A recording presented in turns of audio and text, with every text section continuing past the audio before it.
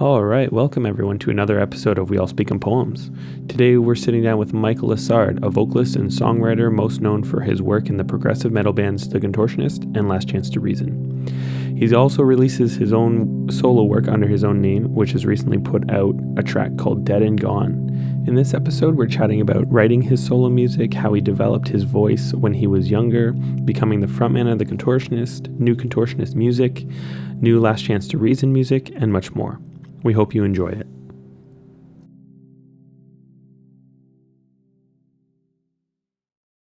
So your new track, Dead and Gone, will be out by the time this comes out. What was the inspiration behind that track? So a lot of the stuff I release is a little bit of doom and gloom for the most part, I guess you could say. There's some uplifting stuff, but essentially I wrote it as just a fun song to do something a little different. It's got a little bit of like an indie folkish upbeat type thing going on. And I was just doing it for my own pleasure. I never thought I would release it, but then once I got it done, it had a little bit of a pop sensibility and some stuff I really liked. And I was like, well, why not release it? Break up the monotony of kind of the slower, darker acoustic stuff I had been releasing. For sure. Yeah, nice. I mean, on that term, the fact that you released your solo work so sporadically, is that like by intention or? No, it's just between juggling the band's new record, touring, and just everyday life, I just kind of get to it when I get to it. And sometimes I have a really bad habit of getting a verse and chorus or chorus and a verse separate from each other and then being like, I want to start a new shiny toy. And, then I'm like, I'm going to start something different, something that's new and intriguing. And then like 6 months later, I'll go back to it and I'll be like, oh, I almost have like a whole song here. I just need to write like another part and add some layers. And then I get to it. So it's not by design. It's just by, unfortunately, I am as a human. Yeah, for sure. And I mean, yeah, I've heard a bunch of the sort of B-sides, I guess you can call them, all the tracks that you have been working on, and they're really good. Every time I hear them, I'm like, how are you not just finishing this, man, and put it out? But yeah, part of it's like, it does, as you know, it's almost like the last 10 to 15% is the hardest in a lot of ways, because it's like you're refining it, you're trying to mix it and make it better, and you hear it for so long, you're like, is this good? Is it bad? I don't know what it is anymore. And that's kind of part of why I go to the new shiny toy thing too, is because I do look at it for so long. I'm like, I need to do something else. Yeah, 100%, especially with you, and you do like 100 different vocal takes for it, right? And then comp, it's like, at least with me, it's just instrumentals, right? So it's a little bit easier to kind of not dwell on the exact performance of it, where you're very particular, right? Yeah, unfortunately. When did have you always sort of been like that, like very particular with your vocal takes and trying to get it pretty perfect? I don't think it was until I like did like the first Last Chance to Reason record.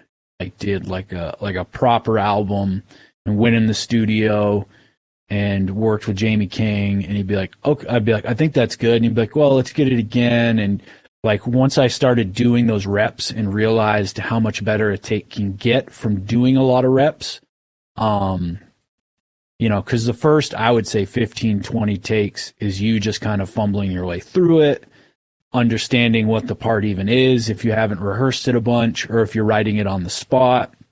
And then you start being like, okay, what if I move this breath to here? What if I pause a little longer here? And, sometimes that causes option paralysis though, because then, you can sing a part a million different ways. And sometimes I do get caught up in that. But yeah, it was after I did a proper record where I realized the benefits of doing something a bunch of times and being like, oh, I like that little crack in my voice here.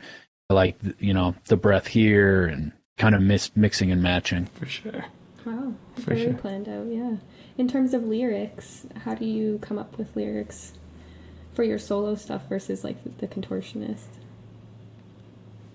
With Contortionist, it's definitely I know what the band is. I know what the image of the band is. I know what our fans like. So there is like a fingerprint there that I already have to go with and kind of go back to whenever I'm working on Contortionist stuff.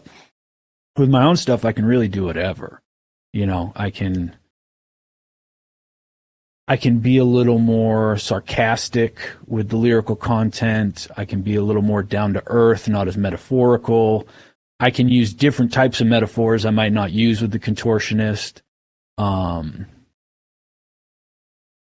And just stuff like that. Like I would even say, like I said sarcastic, but even like use the rest. I don't think I would ever use a line like my sarcasm is getting thick. I think I'm wearing thin in a Contortionist track, but in my solo stuff, I liked how it sounded.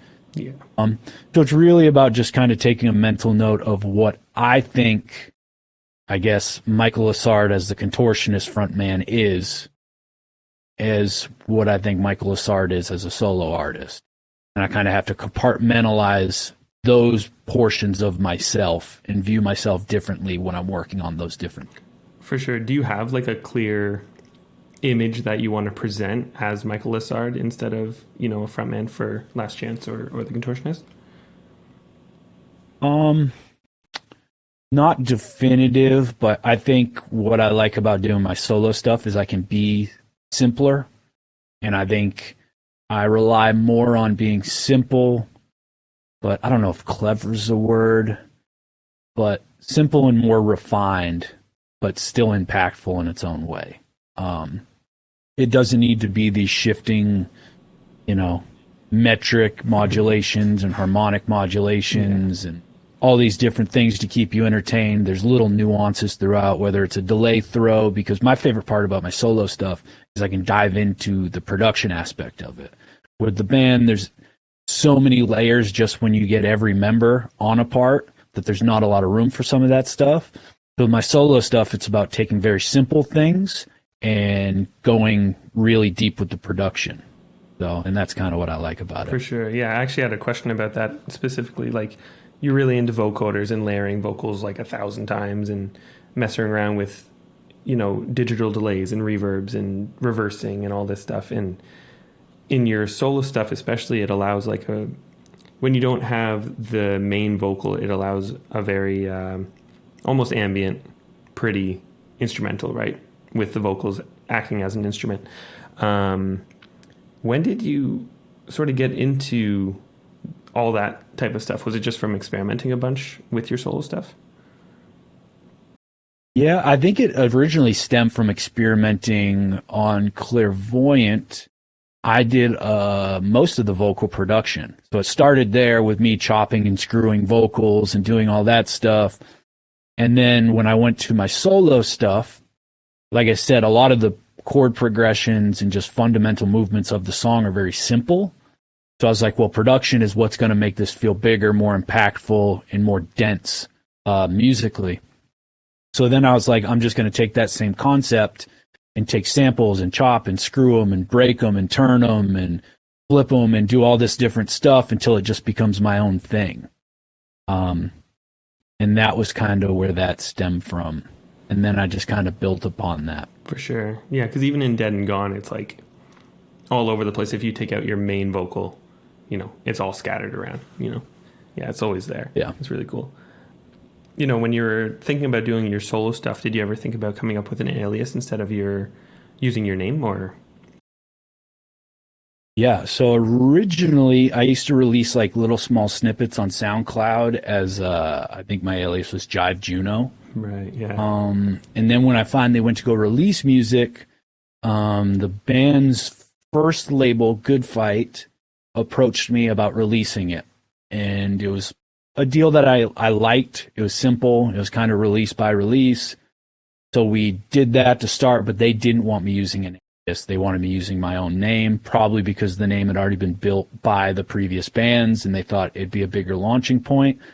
And then just from then, I've just been Michael Lessard myself. For sure. Yeah, I guess it's not too late either. You've only come out with 3 songs pretty much. That's true. I could always switch it up and go into hiding and then back out as somebody else.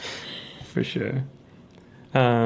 You're really into, it seems like, collaborating with people. Like we did ours. You're always doing guest vocals on other people's tracks and stuff. Do you have a dream collaboration as Michael Lessard, maybe even outside of like the prog scene? Yeah, I mean, it'd be Justin Vernon. Sick, yeah. Nice. Bon Iver. That makes sense. No. Yeah, that'd be, because honestly, he's kind of who inspired me to really lean into taking audio and just destroying it in the prettiest possible way. You know, with the pops and all the things that you would technically steer away from in recording with pops and clicks and all these different things he uses to add like this natural organic sound. And then in later releases, he started taking very digital assets and making them feel organic, even though they're very digitized. So he's kind of the guy who inspired me to go down that rabbit hole too. For sure. Yeah, that makes a lot of sense. And even for me too, like I still use the technique of like hitting the guitar strings with a fork or whatever he did. I actually found out recently using an ebow on that and just going a little bit too hard gets the exact sound of like, what's the track that he uses that in? One of the Forever Ago tracks. And it sounds super good. And yeah. Which I finally got on vinyl. Oh, did you? Yeah, I did. So I've been jamming it with my coffee in the morning. Nice. Yeah, that's like the best record ever. It's one of my favorites. Yeah. Is it, I'm trying to think of the song. Only love. Yeah, exactly. Oh, is that, yeah. I don't know the track. I'm so Trying bad to at song names. Oh my God, it's because of the podcast. Too much pressure. Yeah, it's like kind of what it ends with. Yeah, when it goes back into the verse. Exactly. Yeah, I know what part you're talking about. Going back a bit, when did you start singing, or how did you learn that you could sing? So if you ask my parents, they'd probably say there's like videotape of me being a kid just singing like the same 3 lines like over and over again from, I don't remember the name of the movie. Tom Hanks movie where he's like a manager of a band. That Thing You Do. Have you ever seen that movie? I think so. So it's like a movie, must have been the 90s. So, and there's a videotape of me just singing the same line over again, just being like, ooh, doing that thing you do. And I just kept singing and singing. I must have drove my mom crazy because I would just sing that line over and over and over again. And yeah, I just always loved singing. I fell in love with music. My dad had a lot of cassettes, and I'd just fall asleep at like the age of 4 or 5. I'd fall asleep with headphones on, listening to Bryan Adams tapes.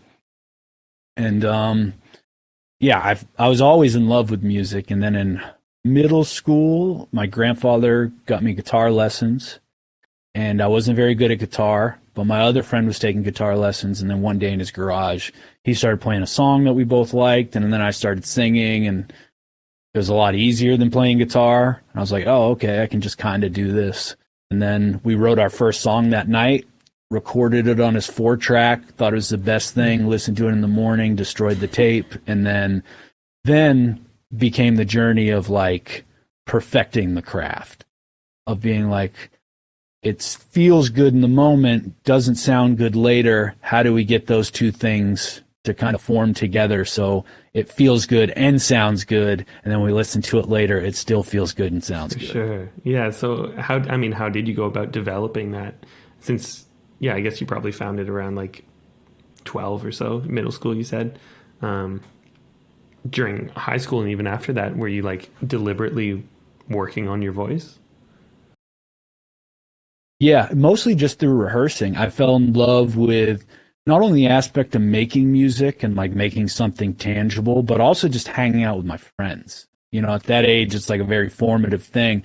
And luckily for me, the guitar, I was in a band with a guitar player for 9 years. Shout out to Tom Waterhouse. And he was just as in love with music as I was. So I had like this partner in crime that we were 7 days a week. So it was like, I fell in love with making the music. I fell in love with like the camaraderie where we'd rehearse for 3 hours, play some basketball in the yard, go back and rehearse. And it was like this hangout session at all times. So just through playing, just always playing, it was a bit of, I would say being naive and thinking I was better than I was as well. So I thought I was like, you know, oh man, I'm so good, and like we should be winning Grammys now, and like having that bit of just like false sense of being great helped push me along too, until I became aware of how far off the mark I was. And then at that point, I was driven at getting to that spot I had thought I was at. For sure. That makes a lot of sense. I feel like I sort of went through a thing like that too. You know, following YouTube tutorials in production, trying to make dubstep tracks.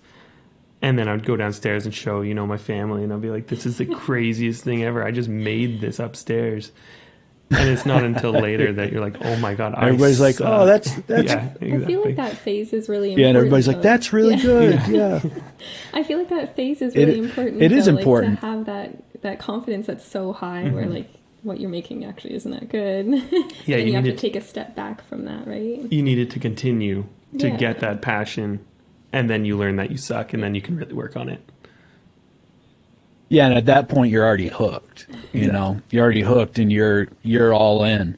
Yeah, because I think to me, and I find this with a lot of people with a lot of different things, when they spend time and energy on something, they're so happy that they created something that they get this like false sense of it being amazing because they feel amazing by the fact that they made it. And they're like, look at this. And it's like, oh yeah, that's nice. You know, let's, you know, keep working at it. And I think it could be something. All it is repetitions, but just the feeling of making something makes people overestimate what they actually made. 100%. That happens to me all the time too. You know, like you're just so stoked on something that you made, and somebody goes, well, this isn't actually that great, and you're just heartbroken. Yeah. And then you're like, oh wait, you're right. It shifts your perspective. Exactly. But sometimes it is great, and people it's not connecting with whoever that person. That's fair too. Yeah. That makes a lot of sense. So after you made that first song with your friend in his garage, was that the moment that you decided like that you want this to be a career for yourself? Yeah, there was no looking back. I was all in. Like 17, I started touring, and there were plenty of people who tried to convince me that it wasn't going to work or it wasn't going to go anywhere. And if I wasn't as persistent as I was, they probably would have been right. Because I found, at least in the path that I've taken in music, because there's a lot of different paths, like even linking with you, Brady, and seeing the path you've chosen, which is a different thing with like, you know, placements and all those different things. My path, I feel like, just took persistence. I knocked on the door so long that they had to let me in at a certain point. I find in the touring industry, it really is about just being persistent, and you just tour and tour and tour until everybody else drops out of the race and you're the last one in it. Yeah, for sure. And then you get the opportunities. For sure. So how quick did Last Chance come into the picture? Like what was your sort of age or when you joined? I joined when I was 23, maybe. So I'd known the guys from the first tour I ever did when I was 17. I did the whole tour. We did a 7-week tour. It was terrible. Half the shows didn't happen. We were just living in a van, just cruising up and down the coast. And then the last show was in Vermont, and we showed up early, and this other van pulled up. I think they actually had like an old short school bus that was like a basketball team's bus that they converted into a touring vehicle. But they showed up, and we're like, hey, you know, we're this band. They're like, we're this band. And we're like, where are you guys from? Like, we're from Maine. And we're like, oh, no way, we're from Maine. And they're the first Maine band we had met all tour, last day of tour, their first day of tour. And then their guitar player was like, yeah, I'm going to UMA, which is a small college in Maine that has like a music program. And our guitar player was like, no way, that's where I'm going next year. And then we just became friends, started doing small, like, week tours with them, 2-week tours there. And then I had left my band. I'd moved to Oklahoma, moved back to Maine. And at that point, they were wanting to get rid of their singer due to just personal issues in the band. And I happened to be there. They asked if the original idea was I was just helping them demo out vocal ideas for them to use for vocoder later for the record. And then I just ended up joining the band because my band fell through. Our drummer joined a band called I Wrestled the Bear once, and I wasn't going back to Oklahoma. And then it was just, then it just kind of fell together. That's crazy. And then I Wrestled the Bear once turned into Spirit Box. Yep. Yeah, exactly. Yeah. You mentioned then, because he was actually in Spirit Box when they first originally formed, and then he left. He's probably kicking himself in the ass now that he didn't stick with them because they're going to be like an arena band in like 4 months. That's crazy. It's so weird how it seems like everybody, at least in the progressive metal scene, they just know everybody. Even across borders from Canada to the US. It's really a small scene. It's crazy. The crazy part is he joined I Wrestled the Bear once, which is how Last Chance to Reason got our manager, which is how I met the Contortionist because he's the Contortionist manager. Wow. Then we did a tour together. That's crazy. So, yeah, that's how that all connects. Because when most people ask me, like, what would your biggest advice be, is it's like, just meet people, network, because you never know what person's going to be the connection to, like, the big thing that happens. Yeah. I'm sure you've had that where, like, you've got an opportunity that came from somebody that you met from somebody else because you did this one thing that one time. And, I have a bunch of examples of that. It's actually crazy. Even with Music Bed, that happened because I was a part of this label that ended up dissolving. And it wasn't never even really a serious label. It's just a group of friends. And they got hooked up with them. And then I just never left. And, that's been a big part of my career and stuff like that. So it's always just like be on the ball with these sort of opportunities and stuff. Mm-hmm. But all that leads to the question, like, when did you sort of get into metal and screaming instead of, singing and all that? High school. It was my band.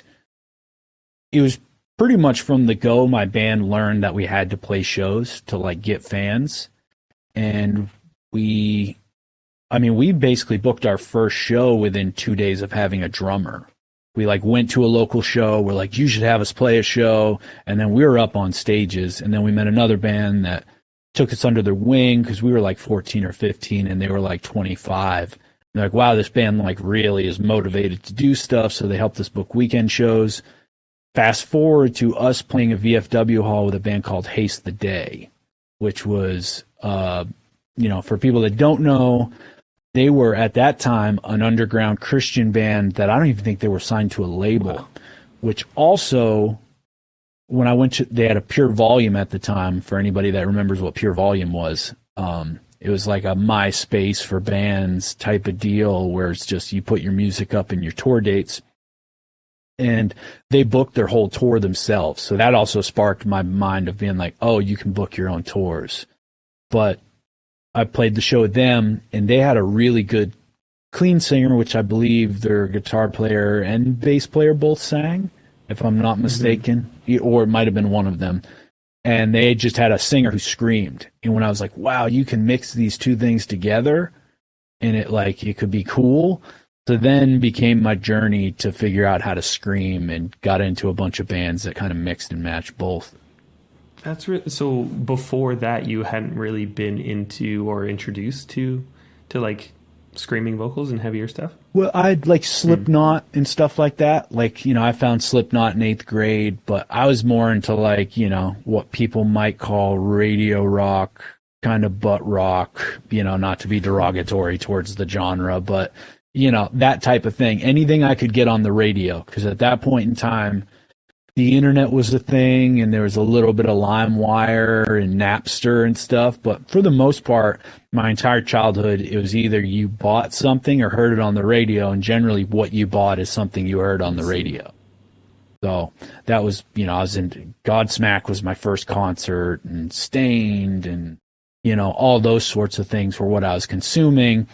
And then I started getting into underground music. One of the first underground bands I got into, too, was Poison the Well, from a local band who was like, you should check out this underground band. That was the first, like, kind of underground post-hardcore band I had heard that had, like, talking. And I was like, wow, that's cool. And then I fell in love with Misery Signals. And, just kind of...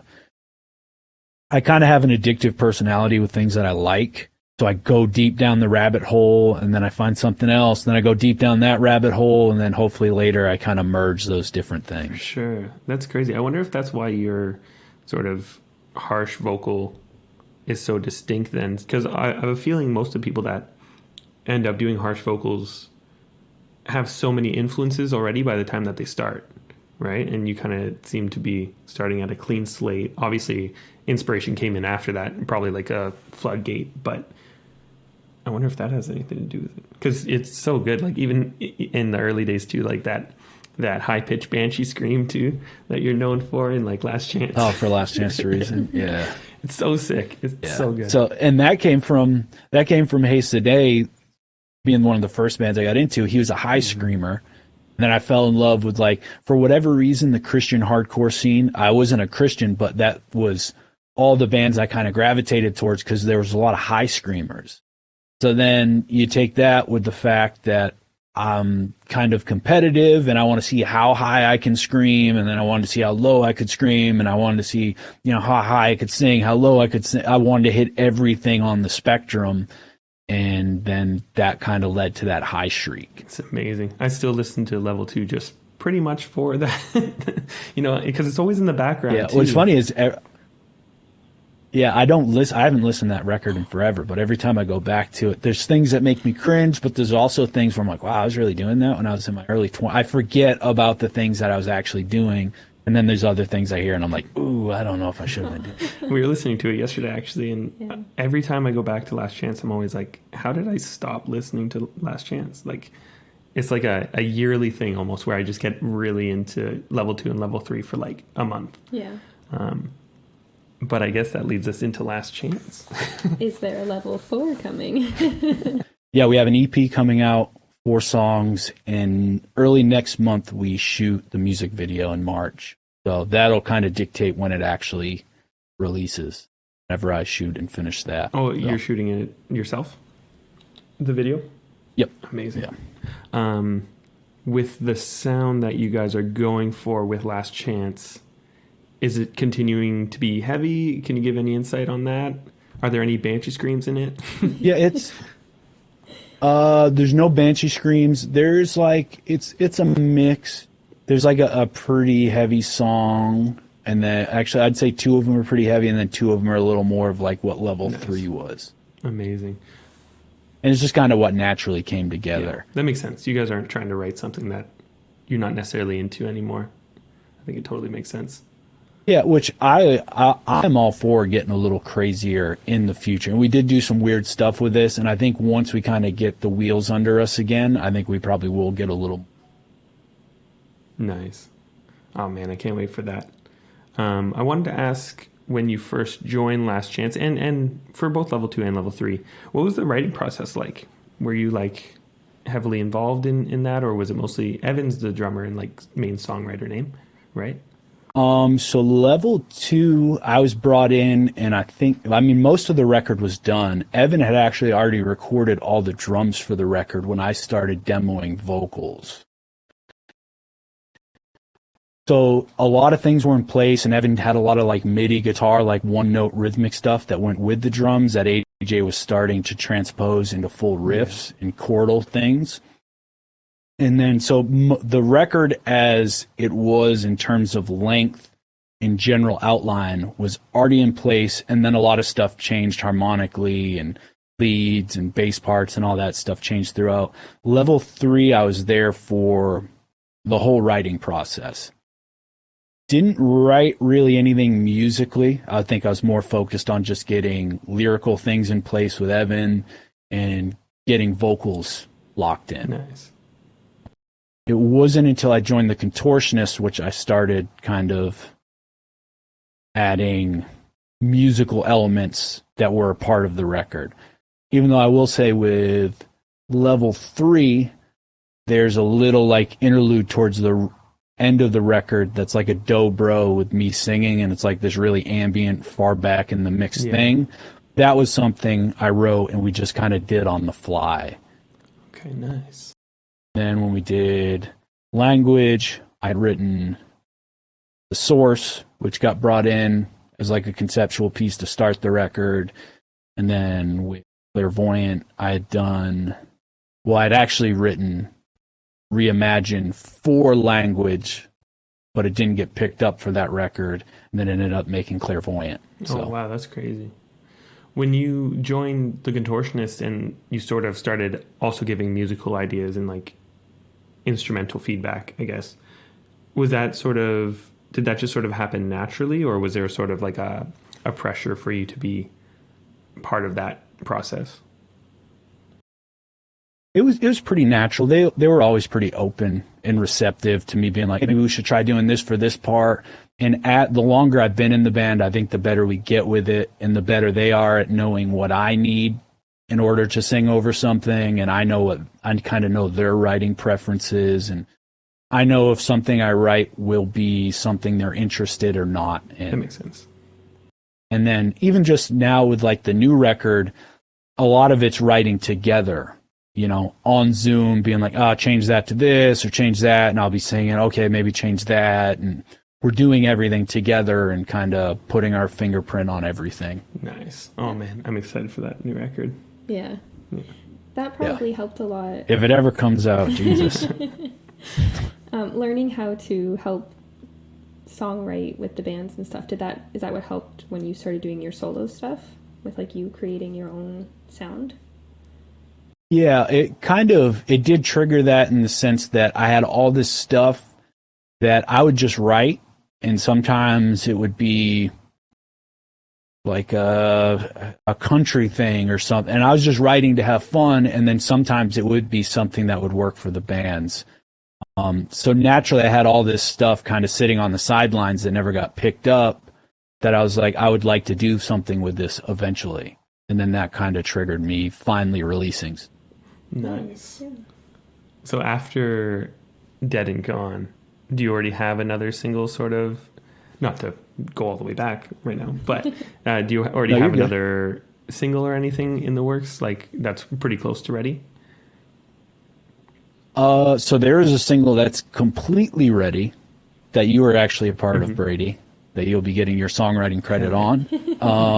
That is, the only reason I haven't released it is because I thought it carried too many characteristics of Bottom Line, in the sense that it's an acoustic driven song. Granted, Dead and Gone is too, but it's a lot more upbeat, and there's a lot of different elements that those two songs don't have.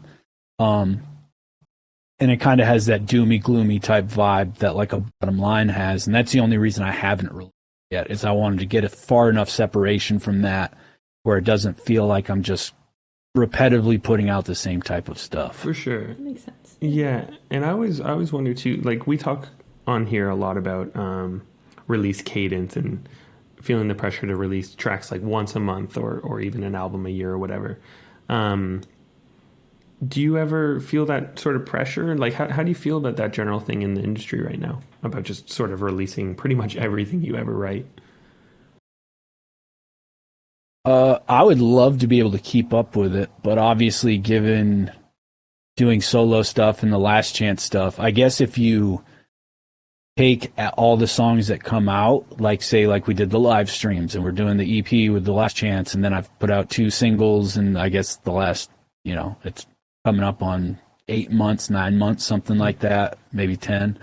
It kind of evens out as if I had released something once a month. Good point. But I try not to focus on that, and I try to just focus on making sure the song is where it needs to be before it comes out. I mean, it was a long time between Use the Rest and Bottom Line. Yeah, it was like two years and a bit, right? Yeah.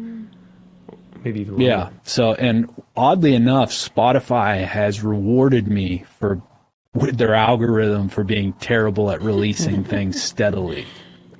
Because last week I got the most streams I've ever gotten on Bottom Line because of the algorithm. Yeah.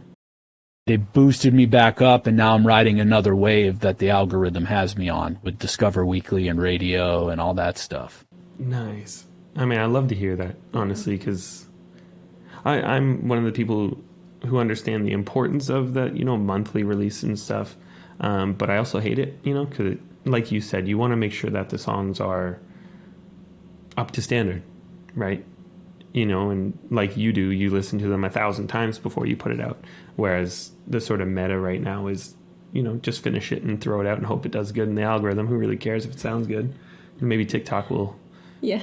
Well, and sometimes that's the better option. It's like, don't overthink it and get it out there. And sometimes that works, because like with the Contortionist record, it's taken forever to make because there's overthinking. There's, you know, we're self-producing it. We're waiting on this before we can do that. And then this is waiting on that thing to happen. That's waiting on this. And sometimes it does become this chaotic, overthought process. And sometimes just releasing stuff is better. And there's people that are breaking big on TikTok for just putting out like a quick little 20-second idea they had that they're spinning into a full song and tossing out there, and, you know, all of a sudden they have a career. Yeah, it's pretty nuts what we're seeing right now on TikTok and all that stuff. Yeah. I don't even know where to start with that. I wish I could utilize TikTok. I just don't even know how to approach it in the sense of like where I'm coming from, where I don't feel like I'm being disingenuous. Yes. You know, like I don't want to film myself with a phone sitting in the studio, like pretending like I'm jamming out to the song, because I don't do that. I'm like sitting by the speakers, like listening like this, like, no, you know, that's how I'm listening to my songs. I'm not like vibing out and jamming. 100%. Yeah, looking for that. Why is that, you know, 350 hertz spike happening? Yeah. Is this woofy, or is it just how my speakers are tuned? I got to go listen to this in the car. Is the car just weird? I don't like. You mentioned that you guys are self-producing the new Contortionist record. Mm-hmm. How has that process been? Like, instead of, because you guys normally go to probably Jamie King or something, right? For the past records. We did Language with Jamie King and Clairvoyant with Jamie King. Honestly, it doesn't feel that much different because a lot of the songwriting Jamie didn't get overly involved in. I would say the thing Jamie produced the most was vocals on Language and Clairvoyant. That was like, he's very good at waiting to see where all the dust settles in terms of like he'll record the drums, because we were bad at pre-pro. We never came with like demos for him to listen to. It was like guitar profiles, and he'd have to like kind of imagine what it would be. So he'd wait until drums were done, guitars were done, bass. He'd wait till all the instrumentals were done, and then he would use how he was viewing it. He'd use me as a tool to kind of bridge things that he thought might sound weird or needed things to fill, and we worked together on doing that, because that's kind of how I approach the vocals anyways. I'm like, okay, what needs vocals? What can do without vocals? So let's start with what needs them. And then if there's extra room for me to play around with, or we need a textural thing, then I'll go in with that. So Jamie was very good at that side of producing. But with this record, I feel like we've already got a good grasp on that stuff. And, you know, in the sense of producing, it's not that hard. It's just getting the tracking done and not having somebody like Jamie there to engineer. Be like, that's good, let's move on, let's get this next thing done, and somebody there to task manage. Yeah. So that's kind of the important part of somebody like Jamie as well. That goes unnoticed, is somebody who helps move the process along and lets people know when we've reached what we've needed to reach and need to move. For sure. Yeah, and it's interesting because even when me and you first started working together, every single time we have a session, you learn like a new technique for vocals or for vocal recording, or using a compressor in a different way. It's actually really cool. Like, do you just mess around a lot, or do you actually like look up sort of proper ways, like technically proper ways to actually record and stuff?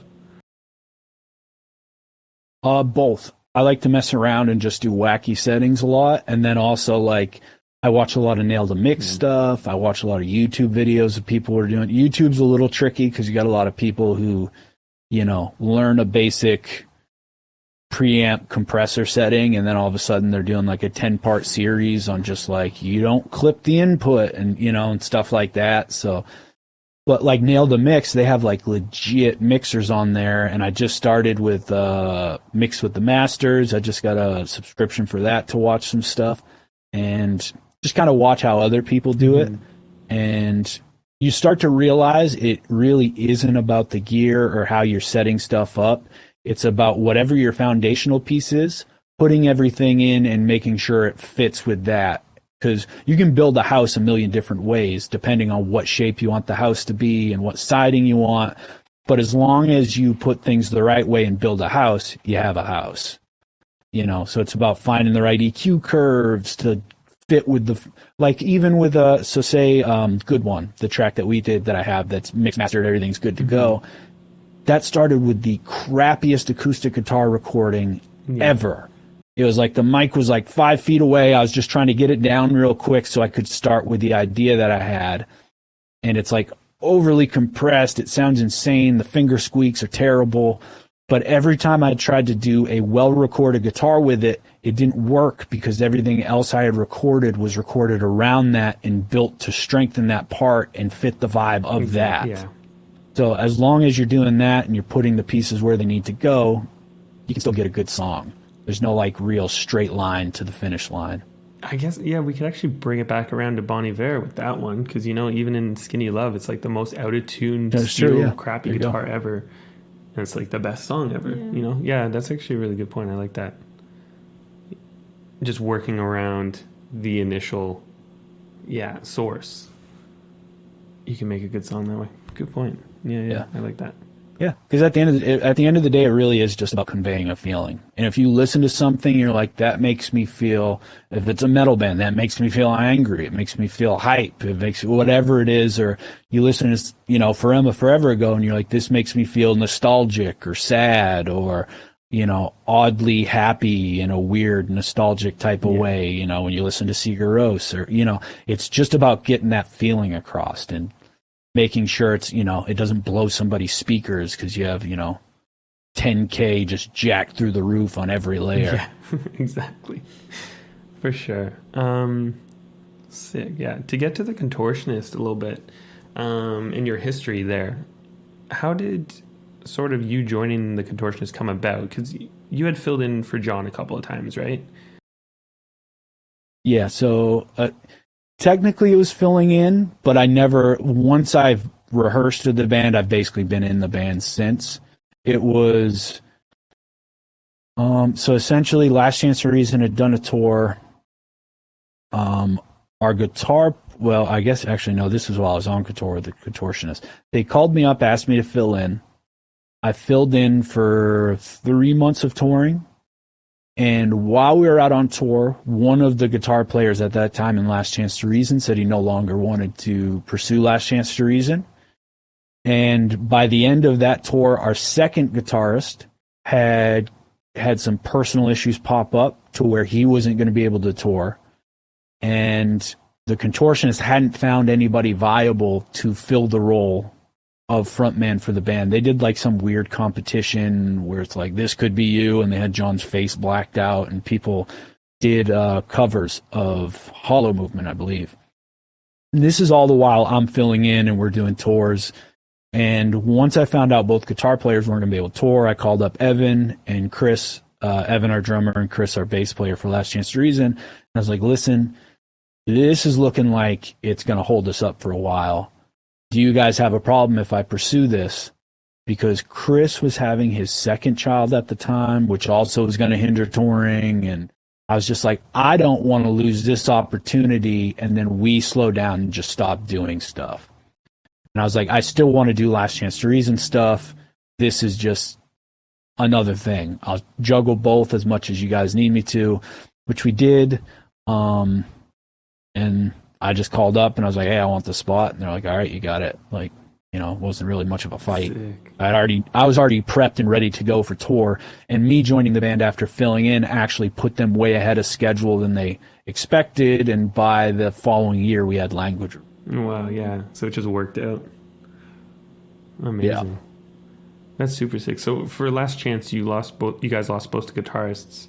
But at this point now, is it pretty much Evan doing the guitars, or have you got? Nope. So AJ is still in the band. The person AJ who had some personal issues pop up, so he wasn't going to be able to tour. His personal issues got handled, and he is recording guitar in the band. He's recorded all the guitar. Amazing. Nice. So, and he's the original guitar player from level 1, level 2, and level 3. Oh wow, sick! Man, I'm fucking stoked for that. Really, really stoked. When you joined the Contortionist, how did it feel like being on stage? Was it a lot different than how you presented yourself when you were with Last Chance? At first it wasn't, and then it slowly became this different thing.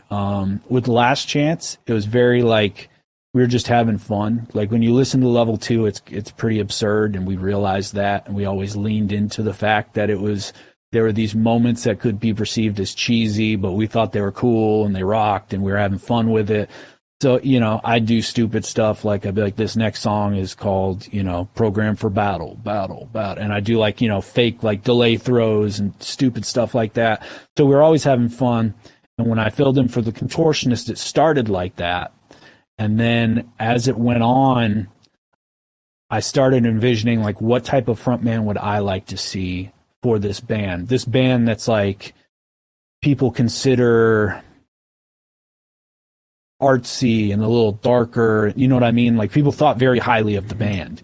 So I was like, okay, now what can I do to kind of create this artsy presence on stage that's a little different, a little unsettling?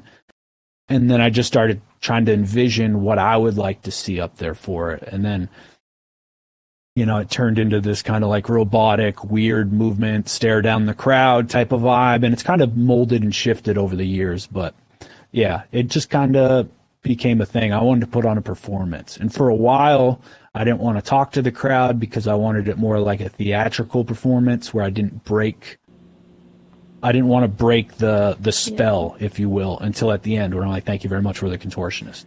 Yeah, because I think that's the thing that we noticed the first time that we saw you guys live, like 8 years ago or something, or even maybe longer than that now, was your stage presence. Not only the fact that you guys sounded exactly like the album, almost, but it was just so much more different than other bands. Like you're saying, like you guys wouldn't even really come out and introduce yourselves. And I remember when I was younger, I saw Marilyn Manson live once, and he did the same thing, but with him, it was because he's a dick, right? And with you guys, though, it was Fair really enough. Cool, and It made it very engaging. yeah, and the whole performance was captivating, and like you're saying, your like robotic moves where you're sort of glitching with the rhythm and stuff. It was sick. And we actually met you in the first concert we ever went to. I remember you used to come down at like all your concerts. A couple of you guys, not just you. And you come talk to the crowd and stuff. Is that because you weren't really talking much on the stage and you felt like you had to kind of make up for it? Or was it just because you wanted to get to know your fans a little bit better? I think it was trying to get to know the fans and, kind of create that personal connection early on. As the years have kind of progressed, it's harder to do that because, if somebody can catch me, I say catch me, but I mean, if somebody finds me and wants to talk to me, I'm more than willing to give them my time. But if I go down to the merch table these days, everybody wants all my time. And it's very hard because I can't give everybody all my time, especially after like the last tour, 2 hours on stage. We do VIP, we do all these things. My voice can only handle so much. But yeah, back then it was, we were doing 20-minute sets. So it's like there's time to get off, there's time to engage with people, meet people. And at that point, we're kind of known, but we're doing tours where people don't know who we are. So it's really about just making that connection with everybody. Yeah. And that's kind of where that stemmed from. Yeah, and the no talking thing on stage too was I would watch bands, and a lot of bands' stage performance is based off of the crowd. That's part of the show. The crowd moving, the crowd doing stuff. Everybody get up, everybody put your hands up. And like I said, I wanted it to be I wanted us to be the show. I didn't want the distraction of the crowd. Oh wait, this person's hitting me. I'm trying to I want it very much like I'm not even aware you exist out here. Watch the show. Yeah. Like this is what's happening. And obviously mosh pits happen and all that stuff. Whereas now it's a little more engaging. I go back and forth the crowd a little bit and all that stuff, but it's just because I don't want to do the same thing over and over. And I'm sure at some point it's going to twist and flip again and I'm going to do something else. But a lot of our fans are, amazing in the sense they come to a lot of shows. So I want to make sure they're getting something new and exciting when they do, you know. I'm like, oh, here he goes. He's doing that thing again. And then he goes over here and he does that thing. And, oh, this song's coming up. Wait, he's going to go over here and do that thing. And even with your vocal performance, too, you used to do the high scream in language 2, I believe. You don't really do that anymore. Or at least maybe sporadically you do it. Yeah, every show that we've been to, it's a little bit different every time. And it's just so sick. Like, we're going to keep going to contortionist shows, right? Yeah. I do have to ask, though, have you ever, like, kinked your neck with the moves you do? Yeah. Oh, yeah. Yeah, I have neck problems to this day, actually. Yeah, that's a serious thing. I have, like, serious neck problems. So, and it's not just from stage moves. It's also from sleeping in a van for the entirety of my 20s. And just doing that, you know, like sleeping upright and sharing. I mean, we used to travel in a 15-passenger van with 9 guys, you know, and you're talking 8 to 9 hour drives a night. So for a month and a half straight, sometimes 3 months. Yeah, so I'm not the only person, touring crew included, that have messed up bodies just from years of. That's crazy. That is, yeah. I'm like, oh man, you guys are putting yourselves out there for us. Yeah. For the fans, it's sick. Well, we get something out of it too. You know, it's not completely selfless. When you guys were writing language 1 and 2, do you remember that sort of? Do you remember recording it? Like, did you guys know that was going to be the sort of single of language? I guess since it's a self-titled one.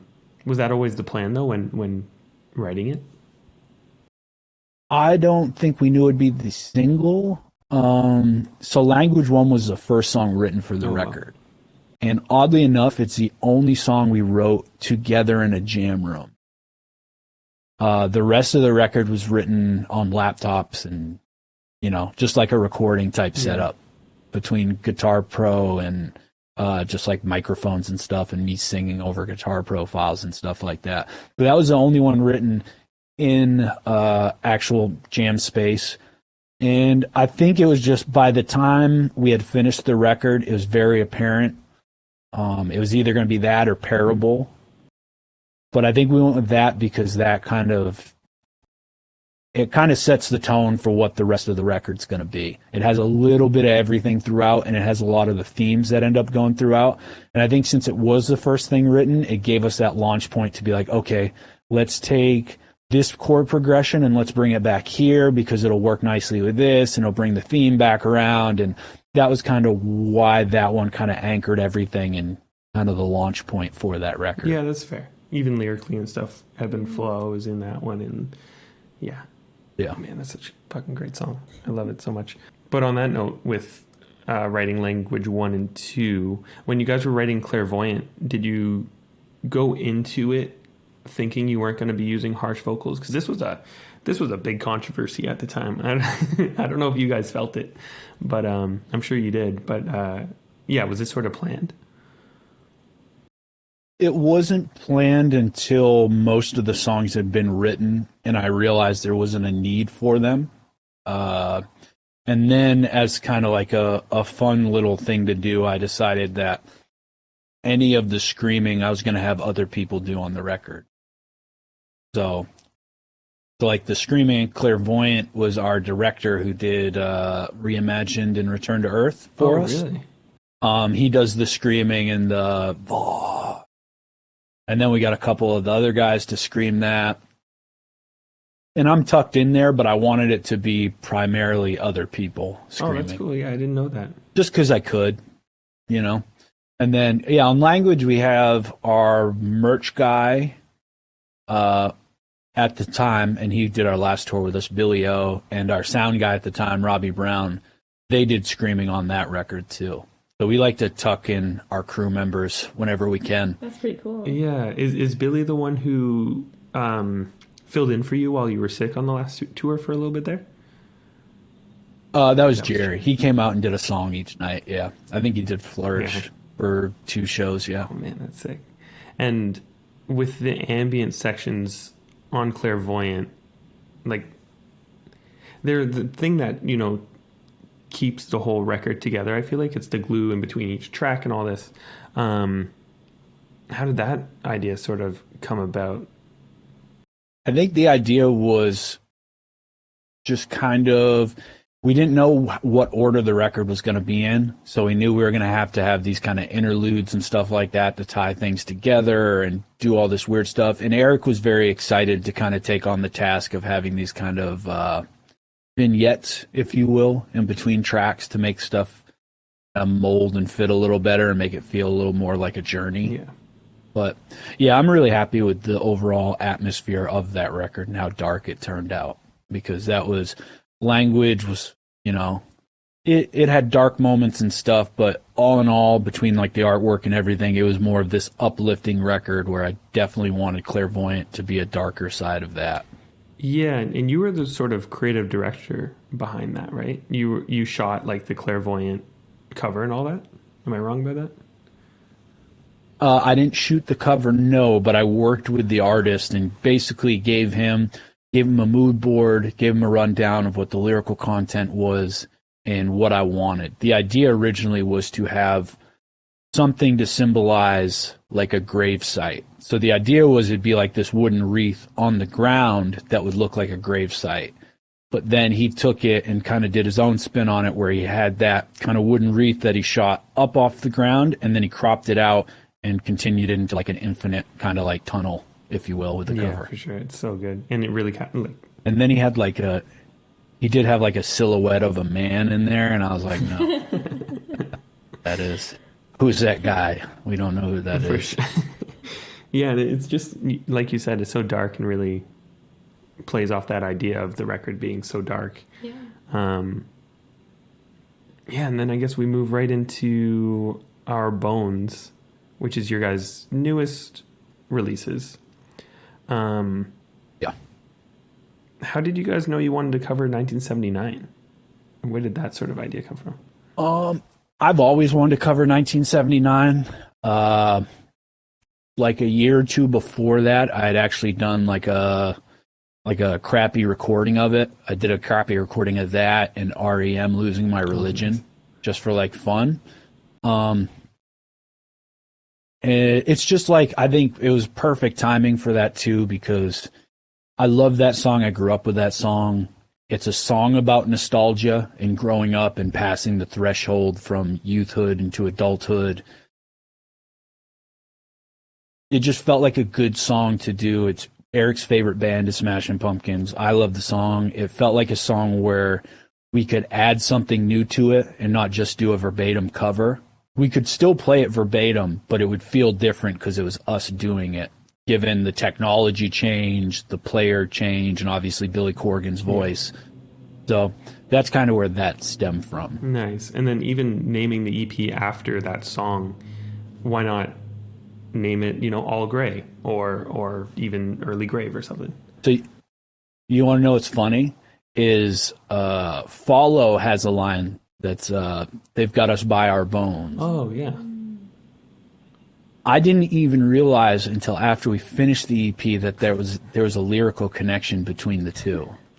So that was probably more of a subconscious thing. So I actually did it because of the Follow lyrics and not the Smashing Pumpkins lyrics. Wow. That's really cool. Wow. I just completely assumed it was the Smashing Pumpkins one. But and then when you take into account like All Gray and stuff like that about, basically dissolving into the earth, and then you take the lyrics of Smashing Pumpkins, Yeah. Yeah. It was a happy coincidence that everything worked out the way it did. Yeah. It seemed fitting. And then on top of that, I had years of footage of touring. And when it came to do the music video, we had a bunch of footage of us playing the song from the Reimagine tour, but no full playthrough, so we wouldn't be able to do just a full live performance footage of it. And I was like, well, what if I do like a home movie style video, which also plays into the fact of, the nostalgia of growing up and, I literally grew up with these guys in my 20s, We spent 8 years living in a van together, so. Oh, man, that's so sick. Yeah. Yeah, that's amazing. With you editing a lot of the Contortionist stuff, like music videos, when did you get into that? When did you realize that, you even could do that? Because you edited after Reimagined and the other single off of Return to Earth. Yeah. So those were co-edits. So I co-edited them with our director Ezra Badar. Or Erez. I don't know why I said Ezra. Erez. Sorry, Erez, if you see this. I was thinking Ezra Miller, The Flash. But yeah, I co-edited it. So it wasn't until Early Grave that I did just me editing, nobody else touching it. But it was early on that I realized with the language shoot where I was there for the full editing process. I was in the editing room being like, oh, well, let's change that. Let's do that. But that's where I fell in love with video, because I was trying to communicate things and I couldn't. Mm-hmm. And I realized that was a disadvantage during the creative process to get what I wanted out of it, because I've always had a strong vision of what I've wanted visually and musically for the band. And when I started doing the video stuff, I couldn't communicate that. So I was like, I really have to figure this out. And then I fell in love with the art form that is video and how it really pairs well with the music. And really it dictates the music video. The first couple singles for a record really dictate how people view your band. Yeah. So it's very impactful. So I feel very protective over that, what people are going to see and what portrays us and what makes people think of what we even are. For sure. I guess on that note, with the new record coming out soon, how the last two records were big concept records, right? Is the next one following the same suit, or are you kind of going an opposite direction, or how's that working out? Yeah, it's a little more, each track holds its own identity, but there is a bit of just DNA and everything that's the same. But it's not like this overarching concept like the last two records where it's got like this linear story that happens, where it's like, this is the start, this is the end. Each one kind of takes on its own identity. So it's a little different in that sense. For sure. Is there a timeline where we can be expecting new Contortionist music? Am I allowed to ask that? I mean, the album really isn't that far from being completed. Yeah. It's just there's a few things holding us up that we really just need to buckle down and get done. Because we're in the talks right now of getting test mixes from a handful of different mix engineers. Nice. So there's a few things we have to do before we can do that. And then really after that, it's kind of, all systems go. We can, even before the mix is done, we can shoot music videos. I've already had meetings with the artist about the artwork and what I want to see and how to tie that all together. And so yeah, just gotta do some things and get it finished. Nice. I can't wait for that. Sounds like it's on like the last level. Yeah. Yeah, I'd hope it should be this year. If it isn't this year, then we've tragically messed up. For sure. Looking at your solo stuff, you have a music video for Use the Rest, right? Yeah. Did you come... What's that for Use the Rest? Did you come up with the whole concept idea for that music video? Yeah, so that was actually... we did a live shoot in Austin, Texas for Machine Shop Live. Machine, who's like a legendary producer. Our current sound guy, Julian, he's Machine's main engineer who works at the Machine Shop. So we were doing Machine Shop Live, and then the guy who directed Reimagined Turn to Earth lives in Austin now. So I had him come out just to hang out because I hadn't seen him in a while. I had my camera and I was like, I need to shoot a music video. I don't know what to do. Here's what we're going to do. I want like this dreamlike sequence. So we're just going to, we could only shoot for 30 minutes because he had to go. So I was like, we're just going to do like a Groundhog's Day type thing where I can't wake up out of this. I keep waking up and I'm back in the same spot. And then at the end, I shot the rest of it when I got home, and I just shot myself waking up in my bed. But it ended up working out well, just with the general idea of like getting caught in this loop of something that you continually think you need that isn't good for you, and then eventually breaking the loop. So it's kind of like a little bit of a metaphorical thing, but it kind of just happened on the spot, because I was like, I don't know what's the quickest way we can do something impactful, but with me just walking down a road. I literally just walked up and down the road 10 different times, and he just shot me from different angles, and then I edited it together. That's awesome. Yeah, it worked out, right? Sometimes the simpler the concept, the better, right? Yeah. Instead of overcomplicating and over-convoluting, too. Yeah, that's sick. Is there going to be any sort of visualizer or music video for Dead and Gone? So I had been working on something. I don't know if it'll be finished in time for the single. There'll definitely be like some video ad mat type stuff, just to kind of, have like a clip with some stuff. I was trying to do a full music video, but I just don't think it's going to come together in time. But maybe I'll release it after the fact. Yeah, 100%. That's going to be sick. I wish we could ask you about how's that release going, because it's going to be out by the time this comes out, but we can't. But we can promote it, so go listen to it. Yeah. We'll say it's going good. We'll get put that out into the universe. Yeah, I'm hoping it. I'm hoping, because it is a little different than the other songs, that it does cover some new territory. It puts me in some listeners' ears that normally wouldn't listen to the other stuff, but like this one, because it is a little more upbeat in its own way. Twangy, and it's a cool one. Yeah. And I'm on it too. Yeah. The bass line. Yeah, it'll give me that Mumford and Sons tour. There you go. Oh my God, imagine that. Should we get into our fan questions? Yeah, we'll end it off on the fan questions. We've only got one. Well, there's actually two, but it's... Oh. Okay. Oh, I was going to say I only have two fans, so... Well, they're both... This works out. They're both from Adam, who is our friend. Oh, so my other fan didn't call in. Damn. He's actually also an artist under the name Bedroom. Yep. And he asks, what inspires you when you're writing your music? Sounds, thoughts, other music? A little bit of everything. So every time I sit down and try to work on something, I'm just chasing the inspiration. Whether it's like I come up with a phrase. So even say there's a song on the next Contortionist record called Welcome to the Future.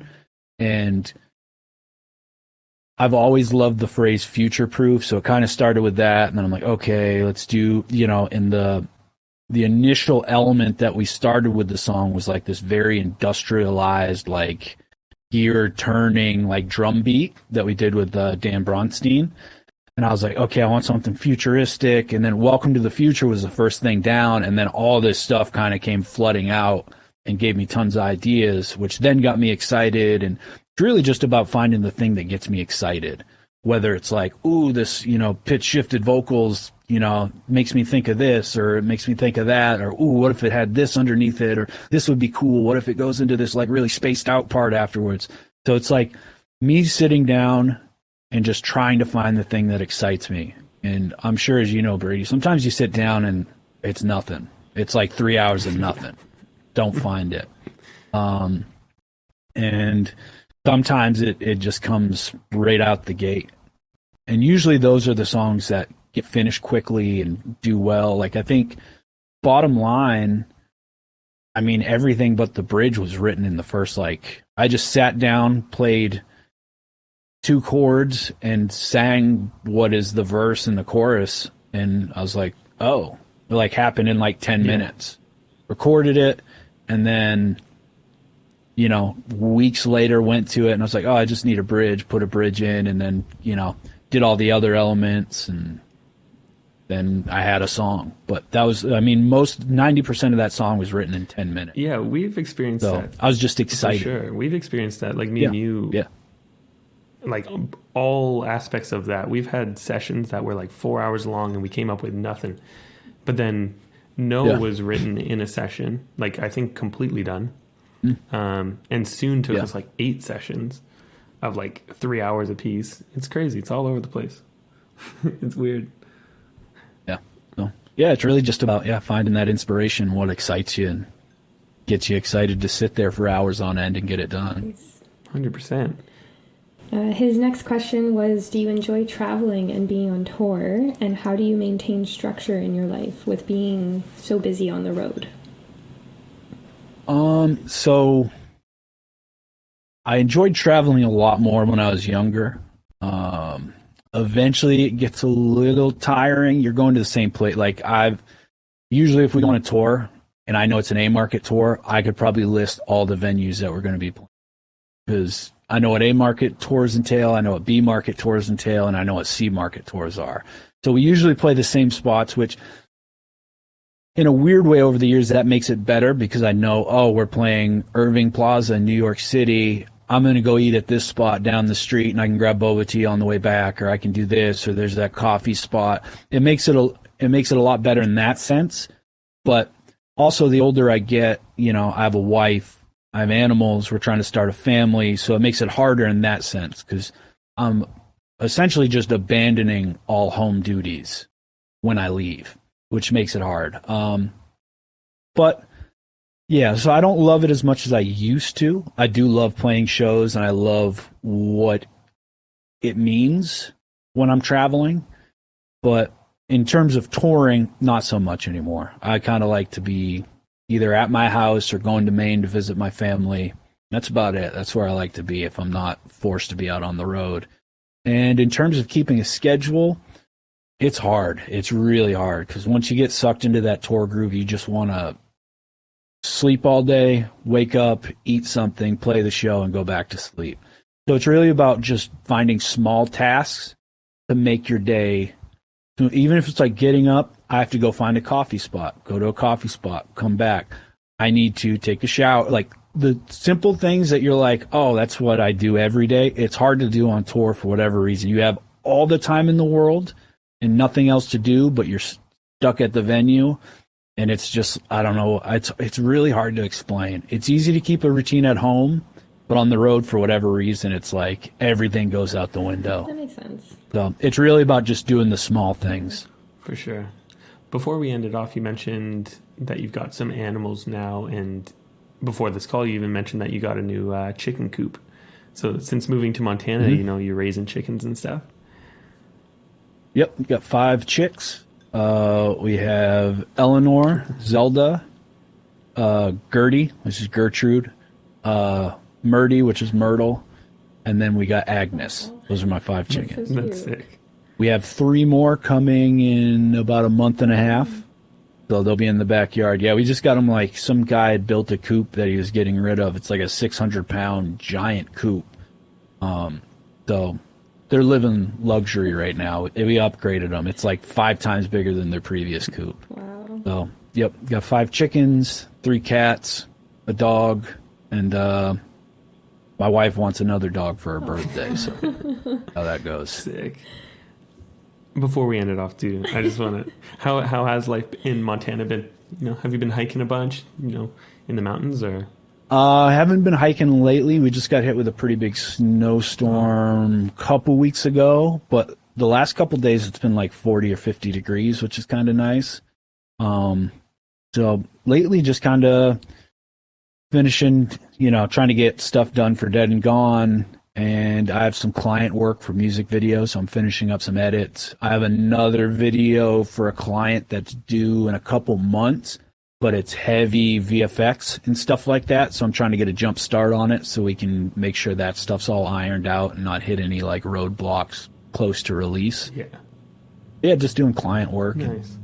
Contortionist record and all that stuff. Amazing. Well, I just want to say thank you, man, for being on this. It's really cool to be able to... Oh, no, thanks for having me. Thanks for listening to another episode of We All Speak in Poems, and a huge thank you to our guest today, Michael Lessard. If you'd like to support Michael, go check out his new track, Dead and Gone, on Spotify or wherever you listen to your music, and perhaps give it a purchase on Bandcamp if you're into it. We will be back with another episode in about 2 weeks, so we'll see you then.